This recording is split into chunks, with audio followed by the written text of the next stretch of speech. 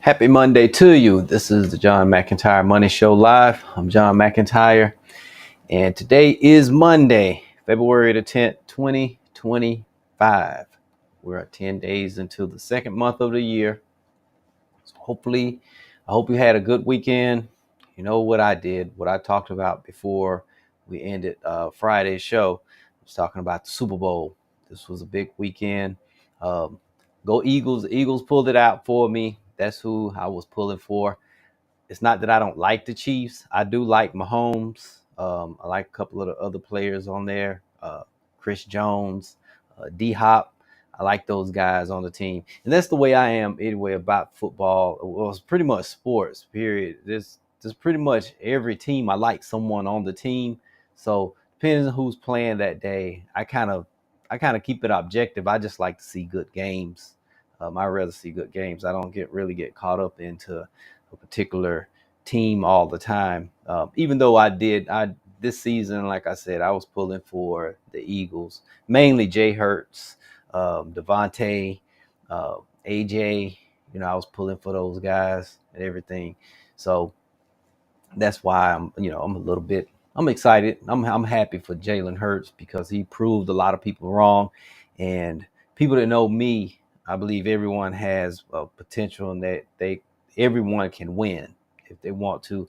I really don't put a lot of doubt in people because I understand the potential of people. Um, I like to see potential and I like to see people win. Um, so that's why I was pulling for Jalen Hurts because two years ago when he was at the Super Bowl, he was the best player of the Super Bowl, even though they lost. He was still like the MVP. So everything that he got yesterday, the MVP, the win, and everything was what he was supposed to get 2 years ago. So there's my 2 cents about it. But other than that, I actually feel good. I'm fasted. I haven't eaten because I ate so much yesterday. Um, like they were saying, they were participating, and I think they hit that goal. That they were participating. $18.6 billion being spent on Super Bowl Sunday in food, just in food, with the majority of that in wings. The number one food for Super Bowl food for yesterday were chicken wings. So I did my part in eating chicken wings. So Andrea, she went out Saturday and was like, she's the savvy shopper of the family. She's very savvy in that area. She can smell a good deal miles away. And she was like, I think I need to go. I'm gonna go and get the wings and take care of all of that. That was Saturday morning. She said because it's gonna be mad Sunday. They'll be running out, things like that. And so she made it happen. So we had our 3 different types of wings. She even threw in some orange chicken there for us. And so yeah, we had a good time. Enjoyed the game. Bella, she enjoyed the halftime show. I enjoyed the halftime show. People were divided over it. Some liked it, some called it boring, things like that. I liked it. Bella, she was excited. She was up, dancing. She know all the lyrics to Kendrick Lamar songs, and her social media was jumping, and we just had fun with it. It was just a fun time, and we really enjoyed it. Some people, they took it much more seriously, and that's not how I roll with those types of things. At the end of the day, it's a game. It's an expensive game, but it still is a game. It's a sport, you know. So it was a good game. Could have been a little bit better for the Chiefs, but hey, I was pulling for the Eagles. They won. I'm good. So now we're going to actually get into today's topic. But before I do, I want to thank everyone for sharing their wallet wins. They're opening those savings accounts. They're doing those checkings. They're taking care of paying off that excessive debt. They're saving. They're building their emergency funds, funding their retirement accounts, all of that good stuff. And I just want to thank everyone for sharing those. And if you do have a wallet win you would like to share, if you've done something, a goal you set for yourself, and you've achieved it, no matter how small, because that's the concept of wallet wins. It's those small those small steps leading to the big dreams and goals, because that's how you get there, one step at a time. So if you want to share those, hashtag Wallet Wins. If you have a question, uppercase Q or capital Q, whichever one is your choice, put it in there. I see it. I will make sure I answer it. I will celebrate those Wallet Wins with you. If you have a comment, put the comment in there, and we will definitely get in there. So I just got a fashion shout out from Anthony Brooks. Well, Brooks Anthony. Well, I know it's Anthony Brooks. That's my partner. Like that tie. Appreciate it. I think I made this one. I think I made this from. No, I'm just kidding. I didn't make it. I picked it up some store. I don't remember, but appreciate the shout out. Brooks Anthony. Anthony Brooks. He's a marriage counselor coach. Excellent marriage counseling coach and minister there in Atlanta, but pretty much across the United States. I enjoy his input. We go back a long way. Anyway, back to high school. We've been friends for a long time. He served our country in the military, in the Navy, and so thank you for the shout out there to Anthony Brooks. All right. So today's topic, it is financial, but I really like. I'm building this off because I set out my plan to talk about this today, and just so happens that with Jalen Hurts winning yesterday and winning the MVP and doing everything, he had talked about that 2 years ago when he lost the Super Bowl. He received 2 phone calls, one from Rodriguez, who was playing for the Yankees at the time, and Michael Jordan. Now, those are 2 people I would love to receive calls from 2 icons of sports, baseball and basketball, just sports, period. Rodriguez and Jordan. And they were like, hey, put it behind you, learn from it, set the goals, you know what you have to do. He said, so he took all of that, set a goal to get back to the Super Bowl and win it. Not only get there, but his goal was to win it. And that's what achieving financial success is all about. That's what today's show is about. It's about one half of goal setting, which is setting SMART goals. There's 2 types of goals I have. One of them is SMART. The other one are dumb goals. I'll cover dumb goals later in another show. That's for a show for themselves. Because some people, they are against SMART goals, but it works very well in certain frameworks. But that's the reason why I use both. I use dumb goals, and the reason why is because some people say SMART goals are too restrictive. So I learned from Brandon Burchard about dumb goals. He said he sets SMART goals and he sets dumb goals. And today I'm going to talk about the SMART goals, of why they're so important, because people who take time to write their SMART goals and plans to achieve them are much more likely to succeed.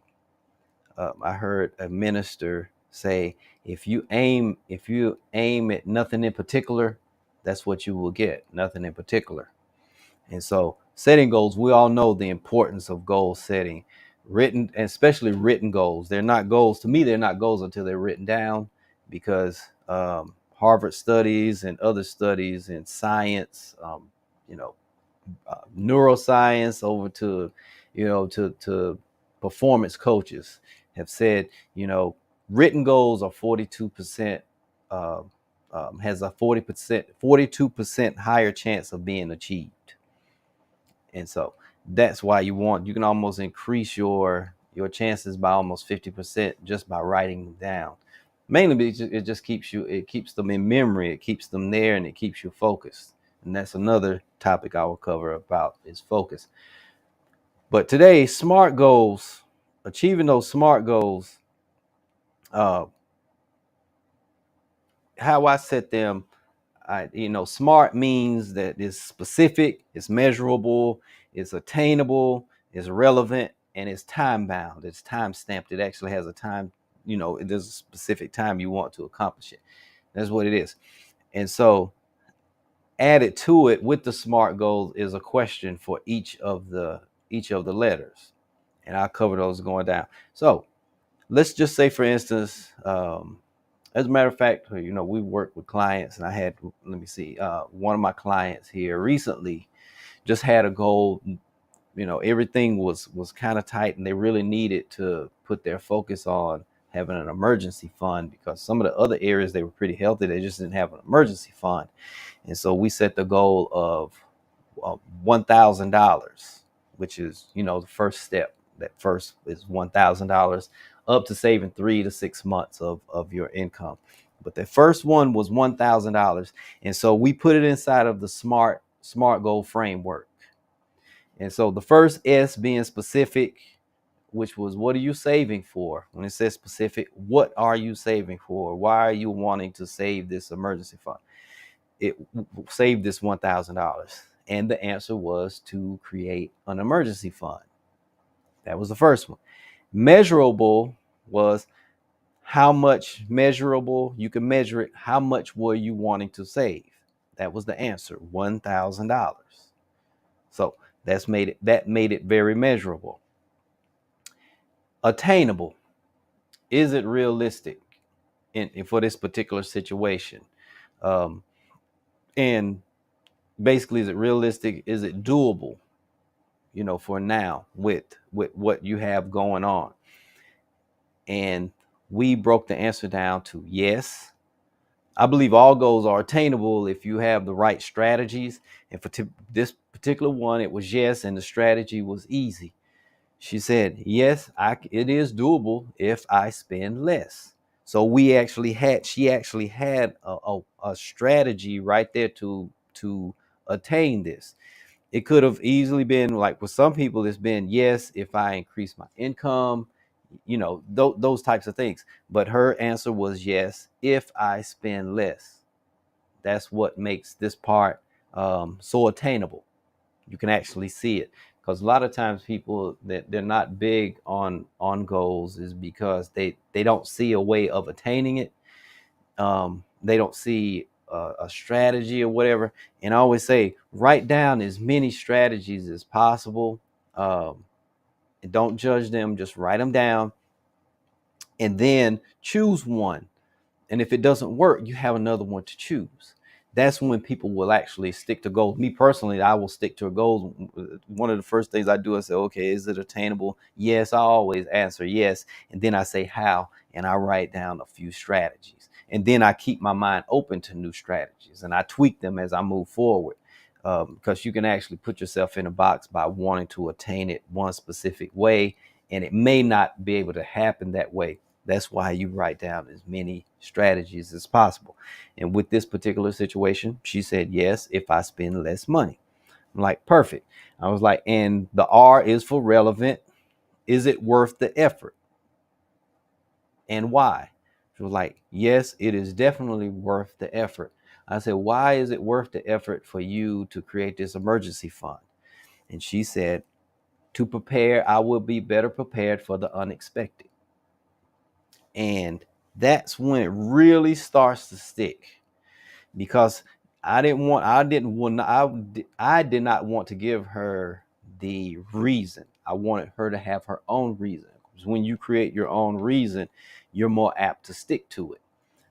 A lot of coaches and consultants and advisors, they will impose their reasons on people. And sometimes, though, it's not to say that that's a bad thing, because sometimes you actually, your reason may not be strong enough, and maybe they can help you build a strong enough. Because like I say, this is the why. The R is relevant. It's really the why. That's what can make a SMART goal very effective, is when you have that why connected to it in some way.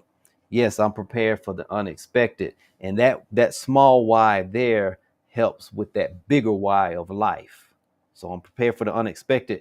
That way, if something happens, it won't sabotage or like do away with my bigger why. My bigger why won't be in jeopardy. So that's what made that so effective. And it's time bound. When will you meet the goal? We sat down and we really brainstormed, and she said, okay, realistically, without it affecting other things, um, just by things going the way that they are, I can have this 1,000 saved in 3 months. I said, okay, perfect. So she set the goal for 3 months. That was her time bound. Now, it could take a little bit longer, or it could happen much quicker.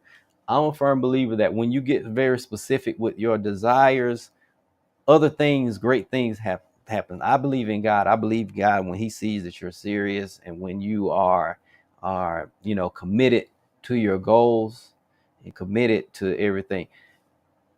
Everything happens in your favor. I believe that. Some people say, it's serendipity and the universe conspires to make things happen.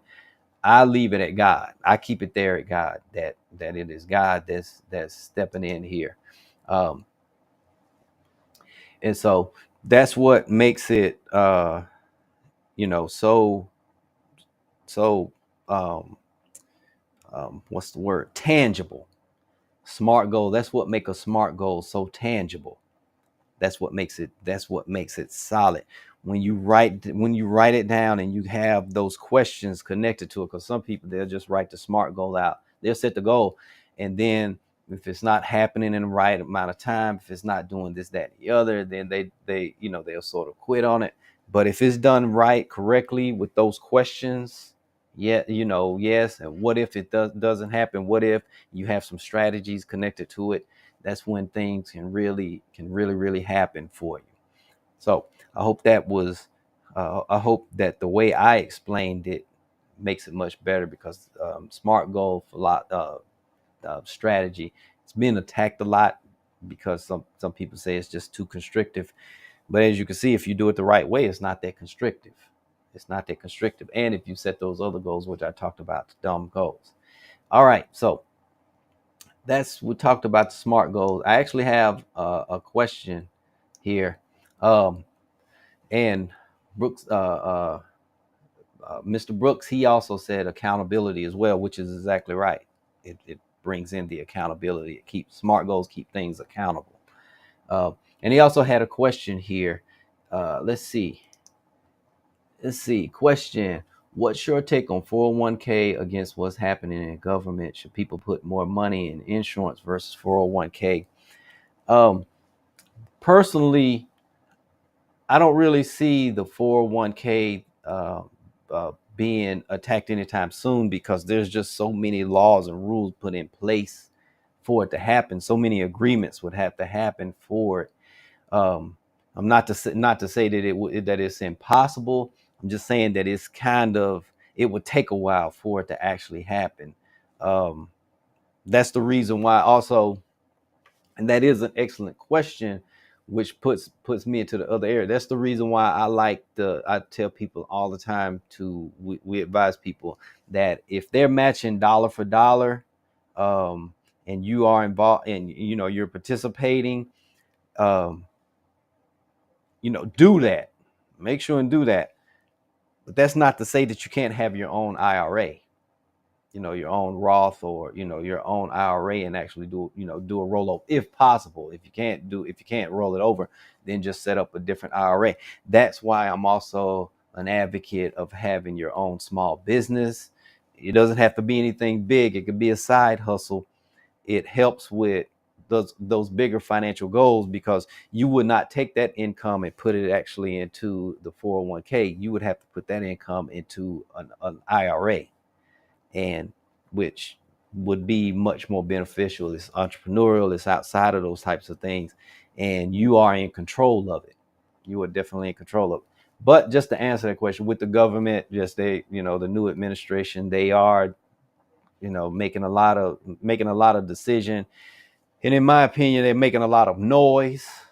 um, they're saying that they're going to do things that some of them are just impossible. Some of them, they need a lot of agreements to happen, and the Supreme Court has stepped in and saying, no, you're just not going to do whatever you want to with people, especially with people's money.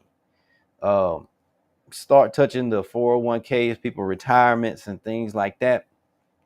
Things can get a little crazy, um, because money is emotional. So with that, the answer to the other part, put it in insurance. I let insurance do what insurance does, which is protect, your life. Um, if you have some legacy things in place, if you're thinking about it, it's not that I'm totally against it. It's other places you could put the money beside insurance, because I'm not just going to say, hey, that's the one best answer. Now, I do know people that do buy insurance because they're planning to leave, legacies and things like that. And it is a place to put it if that's your thing. Um, I don't tell people what to do exactly with their money like that. Is they tell us what they want to do, what they want to accomplish, and we come up with the best strategies in the time. And so if the government decided, hey, we're going to do this to 401ks, they just couldn't come tomorrow and hijack your 401k. They just wouldn't be able to do that. Everything has timetables, so you would have time. And if you stay on top of those, your finances, there's always a way. There's always a way. Some people say loophole, and that's what it is. um for whatever happens here, there's another way to do it, to get it effectively done. Something happens here, you can do it this way. That's why I always say my strategy is, like entrepreneurship, real estate, things like that. So I didn't want to give just a like really pinpointed, boxed in answer. Say, well, if you don't do 401k, put it in insurance. That is an option, as well as many other options to look into it. That's why it's always good to have an advisor with these types of situations. They're not something, you don't make those types of decisions in a vacuum. You have to look at your entire situation, because sometimes you may do something with a 401k or with this, that, and the other, and you have to take in the tax, the whether if it's going to benefit you tax wise, or will it hurt you in other areas. And so there's other ways of doing it. So, but that is a good question there. It is a concern. We're all concerned about what's going to happen, with the government. And, we've sat down and did our, if this happens, we'll do this. If this happens, we'll do that. We try to be as prepared as possible, and then roll with it. Whenever it happens, hopefully we'll be positioned to do what we need to do in the particular situation. So that's my answer to that question. It's pretty much you do what's best for your particular situation and your goals, because sometimes you may do something that could affect your goals. And that's why I'm going to leave it there with that. But that was a very good question there, and I appreciate it from Anthony. So that's about all for today. Remember those SMART goals, how to set those SMART goals. Make sure you have those questions attached to them, each letter that you do. How will this, how can I get it done? What strategy will I take to get it done? Things like that. Think about SMART goals. I will be doing another show about dumb goals, and you will see how they really work together, as far as everything goes. So, that being said, hope I gave some information that you could use for you. If you have those questions, comments, want to share those wallet wins, don't hesitate to contact me. I'll do my best to answer the question. I want to celebrate those wallet wins and share those comments there. So, that being said, I will be back tomorrow. Tune in for another episode of John McEntyre Money Show Live. And until then, make it a good one.